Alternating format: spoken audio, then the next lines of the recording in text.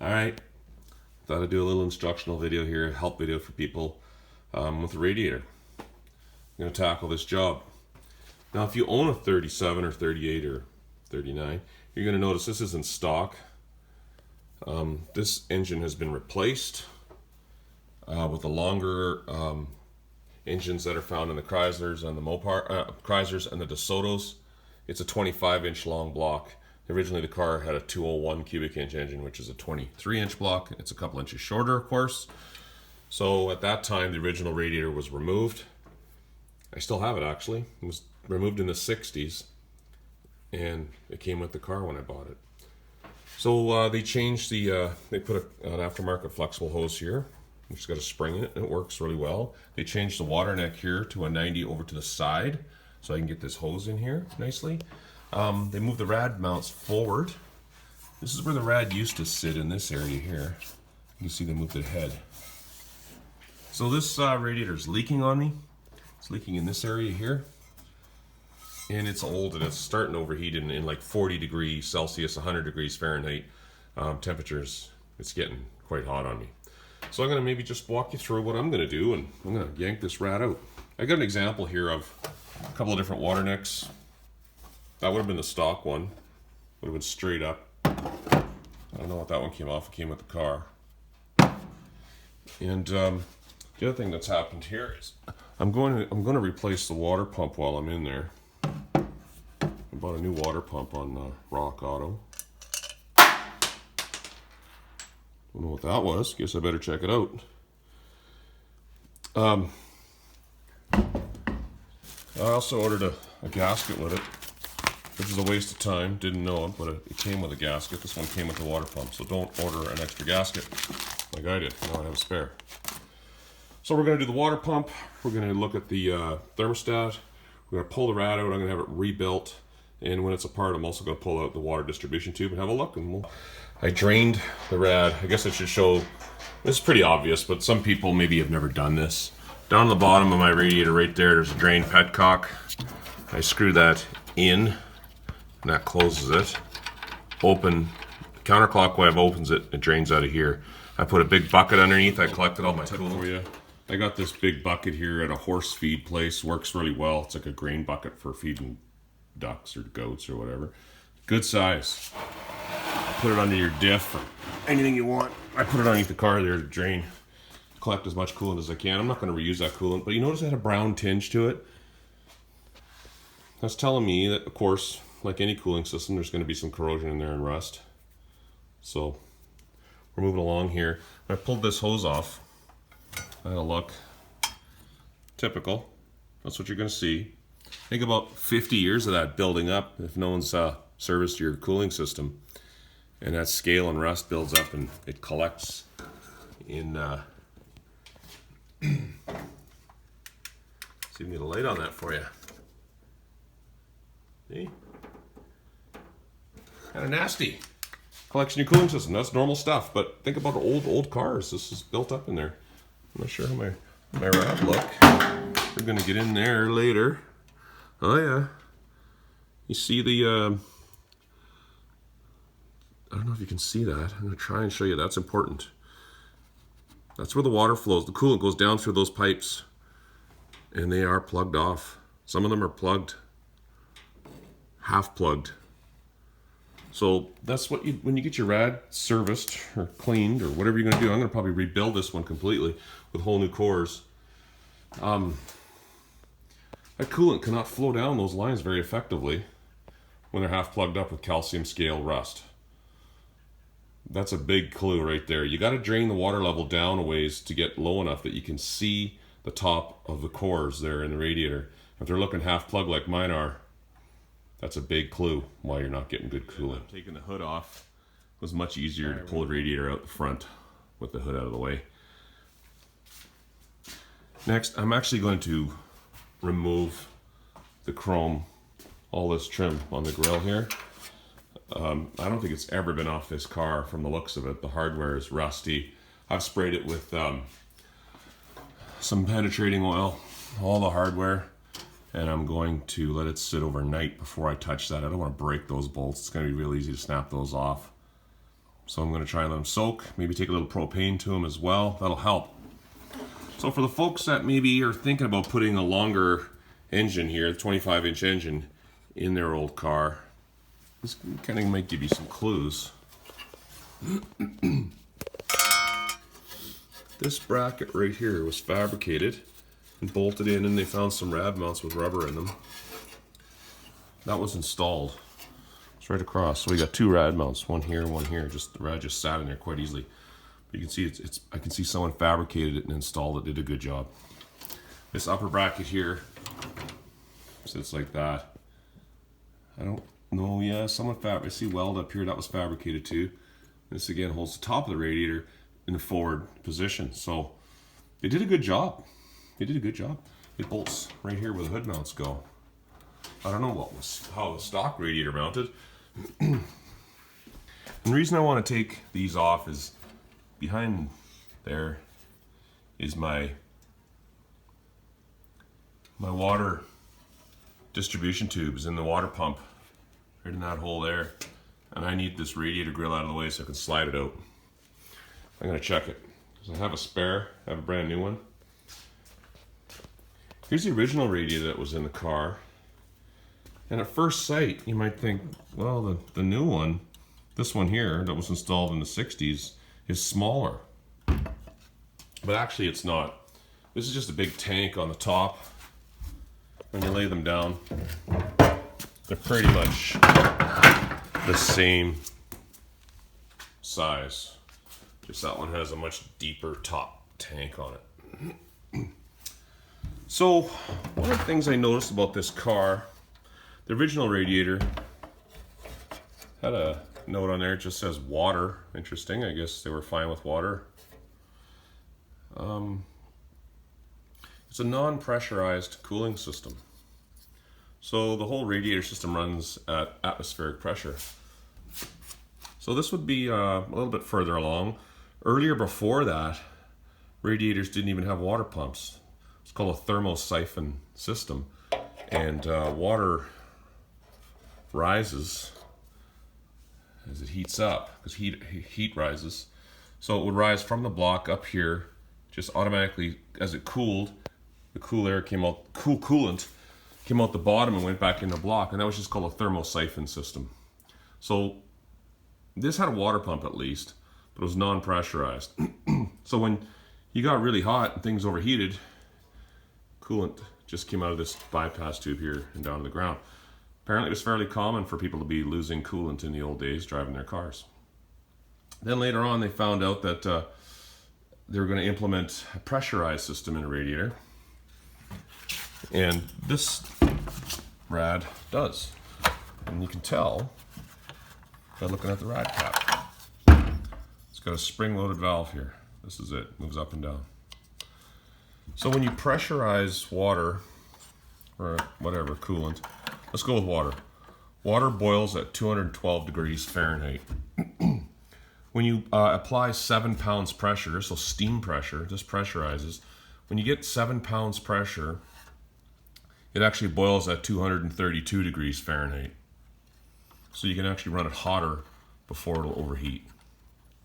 Now when this one overheats, again, this valve, the spring opens up here from pressure, and then it allows, it comes off its seat, and there's your drain hose right there. Hooks up and comes down this side. It'll start coming out the overflow. If you keep driving, it gets hotter and hotter. I think it'll actually come out the rad cap. It'll open up far enough that it'll start spewing out coolant. It's never happened to me, but I've never had that happen. Just that I had that one overheat in my driveway and it came out here. So there's kind of some of the difference between the old rads and the new rads. I'm going to take it in and get it serviced. I was going to try and show you down inside there. Get my flashlight. You can really see what's going on.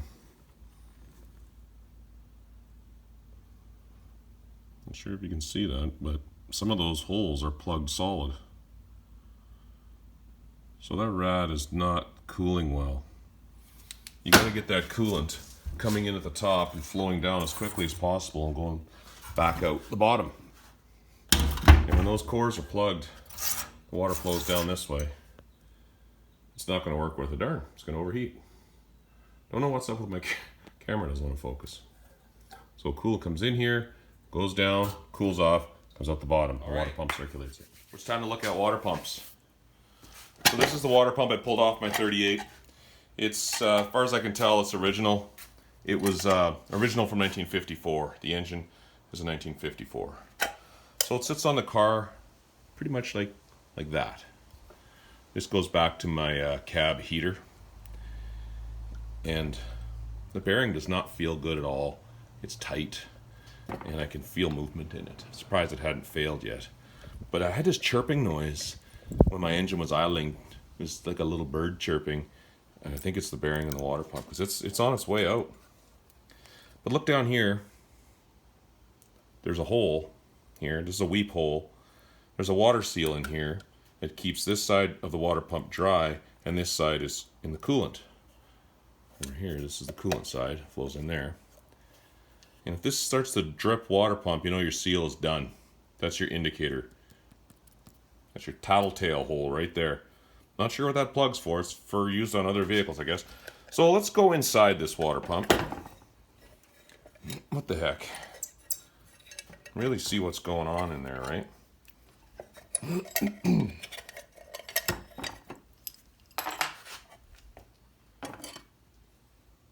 Gungy gasket.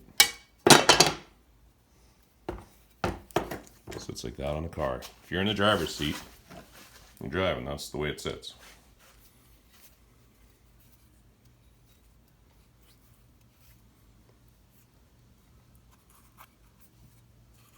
Yeah, that bearing does not feel good. It's got a little bit of play in it, just a tiny bit, but it's tight. So there's veins in the water pump inside here. I don't know if you can see them. They're in here on this side. And this is turning with your fan belt, of course. You know, stuff's pretty basic, I know. I'm just showing you guys for, maybe you've never had one apart. You can see how it looks. That's pump and coolant. It does say made, right there it says made in USA. That's a bonus. I might just keep that in case this piece of crap bails on me. You know, it looks good and feels good, like much smoother bearing. Excellent. It does not say made in the USA on it, because I can bet you $100 it was made offshore. So it actually flows out of here into the water distribution tube, just like that. That's how it sits in your car, right there. This goes down to the water distribution tube. There's a small hole here. There's some coolant here from the cylinder head that actually flows in there. Right beside the water distribution tube on your block, you'll see an opening. And then it goes in through the engine here, flows down, moves around your engine. It comes out the top of the engine, through the rad, cools down, and back into the water pump through here. So there's your lesson on water pumps. Not really that complicated. Just if it's questionable, you don't know the quality of how old the water pump is, it's worth replacing it. I'm sure glad I did.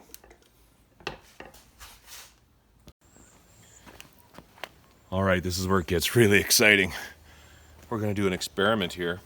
You can use this as a guide when you're looking at old radiators. I'm gonna fill up this rad. This is the one I pulled out. It's from a 60s vehicle. I don't know what it came out of. But if we have good water flow, it's going to rush down here and come gushing out the bottom. And it should come out at pretty good speed.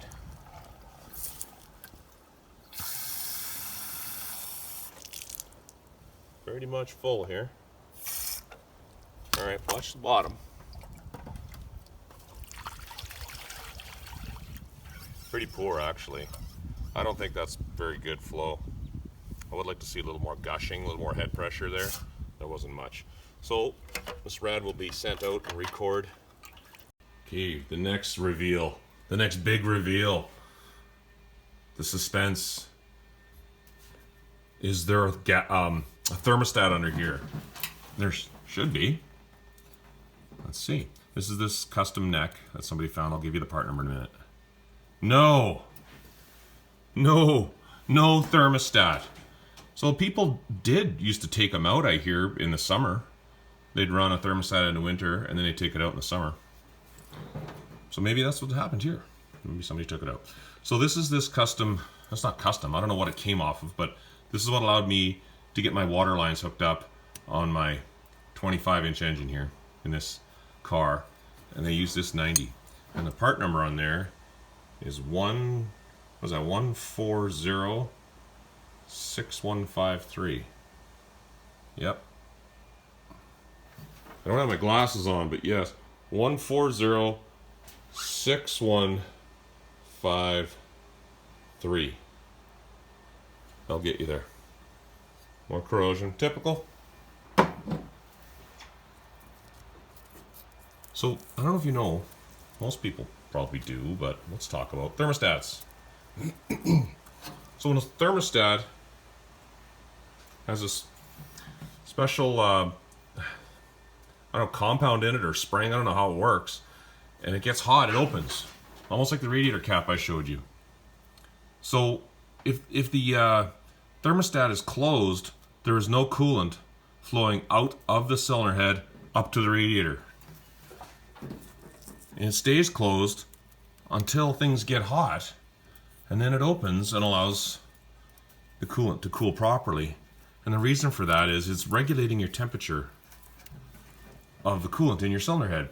You want it to heat up as soon as possible because a good warm engine is more efficient and it runs better. So if we keep this closed until everything here gets hot, you're going to get hot faster. But you're thinking, well, that water pump is turning. How is it not burn out? Well, there's bypass holes down the front of the block down there. Kind of hard to see them. Sorry about that. Just above the water distribution tube, there's a little hole there. Top left. That's allowing water to move while the thermostat's closed, and so is this other one here. There's a little hole right here. That lines up with the hole in the cylinder head. It's going to circulate water just in the cylinder head. It's going to go here and back out there, like that in a loop. It's going to go into the cylinder head here and come out of it here until that thermostat opens. So you don't have to have a thermostat. As you can see, the car will run, and mine ran. It seemed to run fine. Just takes longer to warm up, so you're losing some efficiency there. So I'm going to find a thermostat and replace it with a new one. And there's not much scale in there. I was kind of worried about finding a ton of rusty scale, but it's not too bad, actually. Feels good. Alright, I guess since we're this far in, might as well show you how to install a brass water distribution tube.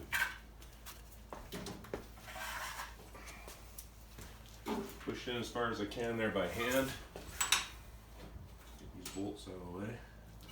I got a brass hammer here. Softer than a regular hammer.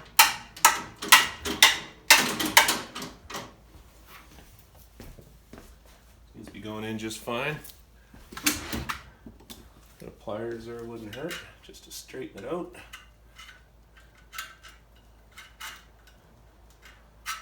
Make sure it's wide enough. I'm just trying to stand out of the way of the camera here.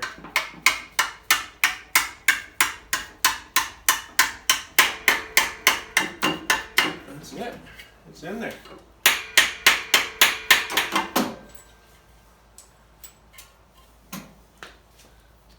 Success. I wouldn't mind to just give it a little bit of tap on the bottom. This is a little socket here.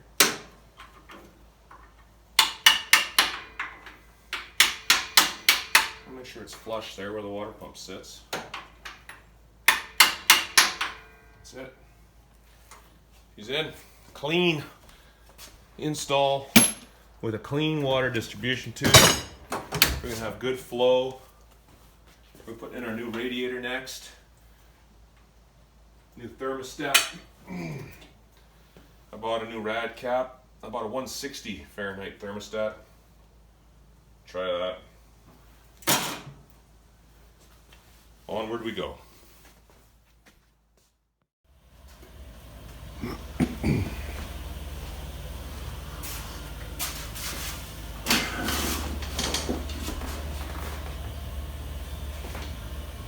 All right, it's 10 o'clock Sunday morning, and my rad is installed. I just finished it this morning. I'm gonna take it for a test drive. Filled it up with just water for now. Probably drain it, I will. I'll put some antifreeze in later. Just gonna check for leaks. If everything's good, then I'll drain it. And head for a drive. Just relaxing this morning. Enjoying the fruits of my labor. It's kind of nice, you know, and do your own work and finish a project. It feels rewarding, it's good.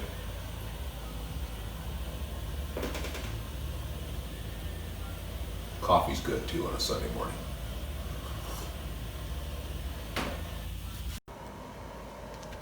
All right, the rad's in. Job is completed. Just got to put the sides on and the hood on. I'm gonna drive it for a little while here without the rad cap on, and that's gonna allow me to get any air out of the system, circulate everything without pressurizing it. And then I'll check the level and top it up, and I guess I'll put the rad cap on after that, pressurize everything, and get it good and hot and look for leaks. New water pump installed, and new thermostat, of course. All right, let's go for a drive.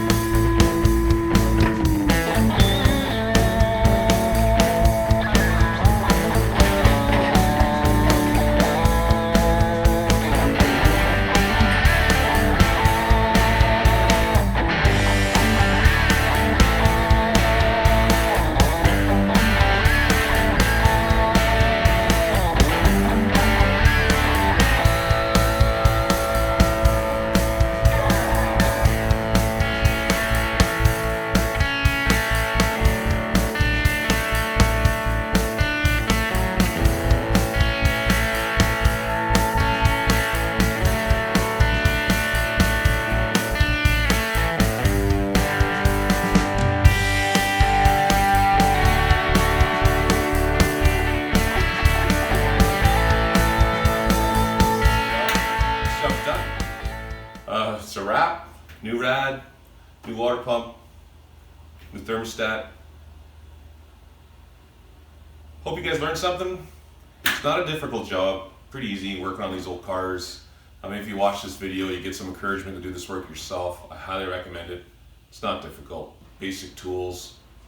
I spent, what did it cost me to rebuild the radiator? The bill was about 320 American, 400 Canadian bucks to have that rad rebuilt. I spent another, I don't know, $15 to $20 Canadian on thermostats, gaskets, on the water pump. I got the water pump on Rock Auto. I think that was around 85 bucks Canadian. It came with the gasket. So those are 2020 prices. Be interesting to see what these prices are in another 20 years. That's a wrap. She's done. It's time for some more summer cruising. I hope you enjoyed the video. Have a good one.